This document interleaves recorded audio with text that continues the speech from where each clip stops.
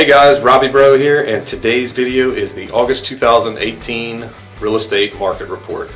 So, closed unit sales are up 2.5%, 304 homes sold versus 296, which is an increase of about 2.25%. Year to date, we are currently 8.3% above where we were this time last year. So strong movement in closed sales.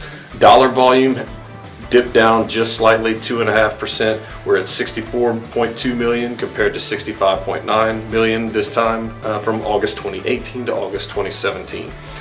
Our average sales price has increased ever so slightly, about 9,000 from 215,000. It bumped up to 224. Average list to sales price ratio, and this is the final list to sales price, not original list, is 97.5%. Basically what that means is if you're looking at a $200,000 house, you're getting roughly $7,000 off the asking price. So note to you guys sellers, these leaving room for negotiations. A lot of times what we're seeing is that gap between what the offer the contract ends up taking versus what the seller ends up accepting tends to be a little bit narrower versus leaving some room for negotiation. So make sure you're doing that whenever you're pricing your property.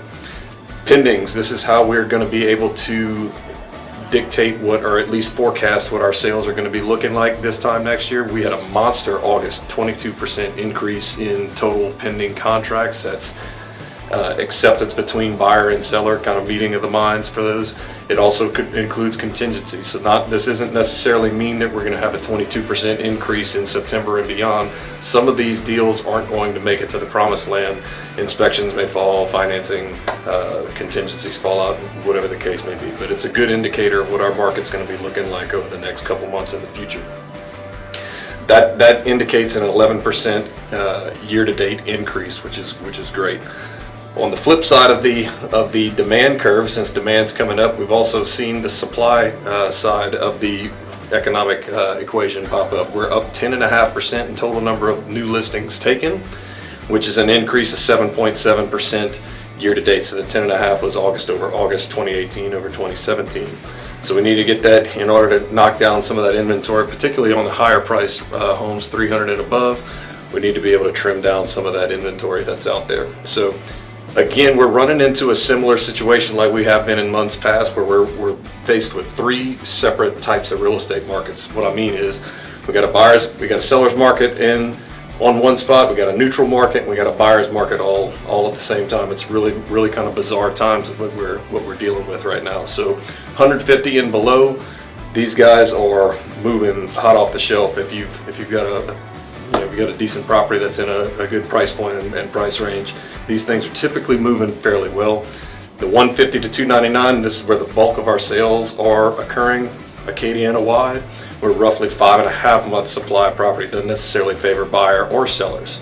When we go over that $300,000 price point, we're looking at 10.9 months supply of property. So buyers, there's a lot of things to be able to choose from. Sellers, you have to be aggressive on your pricing strategy if you want to make it onto the next move on for your journey. Interest rates are kind of ticking up a touch.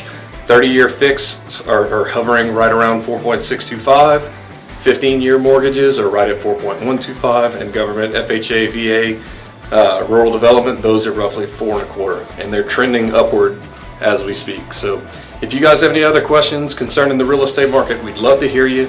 Give us a call, 267-4099, shoot us an email, and we'll see you next time. Thanks so much.